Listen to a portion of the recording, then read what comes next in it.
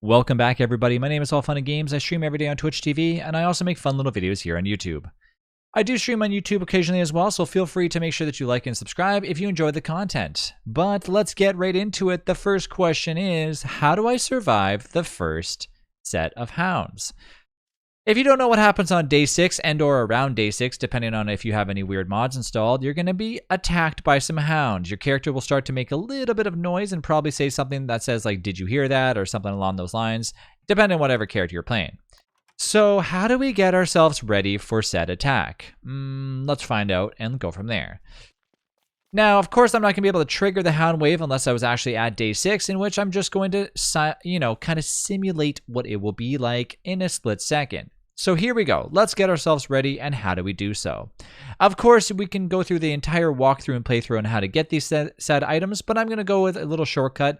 And if you want to watch the full thing, feel free to check out my beginner guide on YouTube, which showcases start to finish from day 1 all the way through an entire year and Don't Starve Together. So let's start off with a basic resource that you need in order to do so. Some people recommend why not just use grass suits because grass and twigs are easy to get, but nonetheless, as long as you find some flint, you can chop down a tree and get some logs.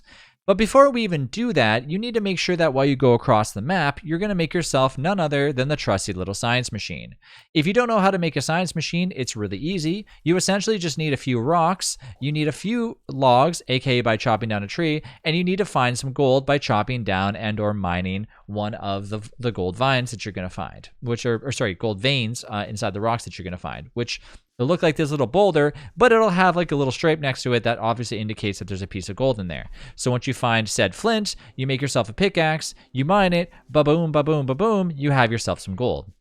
Once you have your trusty little science machine, by essentially day 3 or 4, you should try to at least make one if you get a chance. The first few days are generally good to explore around the map to find out where you eventually want to base. But if you are playing a beginner's way and you don't really want to do that, you can just get straight to making the science machine right away.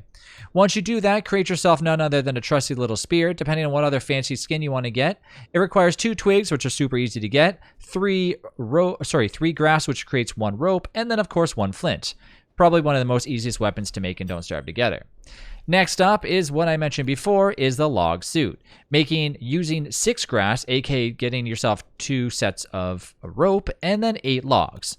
So there you go. That's essentially all you need. Once you have this, you can either decide if you want to just tank up the hounds, which I probably would recommend doing because, you're going to see how easy it is. Or if you want to try to be fancy, you could always try kiting the hounds. But nonetheless, it's only 2 hounds, so why not just do the basics and just basically tank it up? A lot of people might not suggest doing that, but from my experience on Don't Starve Together, 2 hounds attacking you is basically nothing to worry about. But as time goes on, eventually you can, decide what you want to do later on. But let's get past the first hound wave before we decide to do anything further. So essentially what's going to happen is you're going to hear a bunch of, hounds making noise in the distance until it gets louder and louder and louder. And as I mentioned, I'm on day 1. So in order to do this, I would have to advance it to day 6. But just for the sake of this video, I'm not going to bother doing that just yet, but you will eventually come to see it. And if you haven't already, you're going to notice what is eventually happening. The hounds will start to bark and make some noise, giving you some time to know, hey, they're coming soon. Let's prepare ourselves for battle. And essentially, as long as you have these 2 items in your inventory at all times up until day 6, you're more than ready to go. I would also recommend keeping a log suit on you pretty early in Don't Starve Together, because let's be honest, you don't know when things are going to attack you in Don't Starve Together anyways, so why not keep a little bit of protection on you, right? I mean, it only makes sense, question mark? I mean, at least I think so anyways. Okay, so when the hounds do decide to attack you, people have mentioned, okay, it's always going to be 2 hounds. Well, that's not true. Sometimes I've actually had more than 2 hounds if there's more than a few people playing with you. Of course, that makes sense, right? But at the same time, too, depending on if you're playing some mods or if you've altered the worlds at all, sometimes I've actually had a firehound. This is not that often that this happens, and it's actually pretty much uncommon. I haven't seen it for a very long time since they redid a fix about a year ago in Don't Starve Together, but let's just say it does happen. I would probably suggest maybe not fighting the hounds at your base. Just my recommendation anyways. Nonetheless, let's go ahead and imitate as hounds are coming in. I'm going to spawn them in. Of course, this is just imitating what the hounds are going to do when they come in.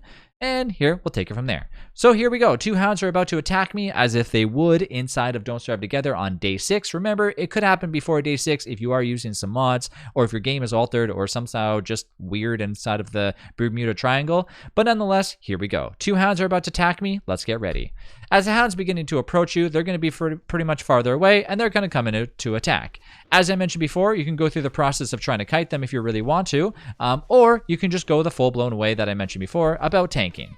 Now, 2 hounds attacking you together, basically just holding Control F the entire time, is an okay way of doing it, and it'll get you through the battle with only losing a little bit of HP, which you can then the next day essentially regain by pretty much going over to a few butterflies, killing them, and regaining your HP.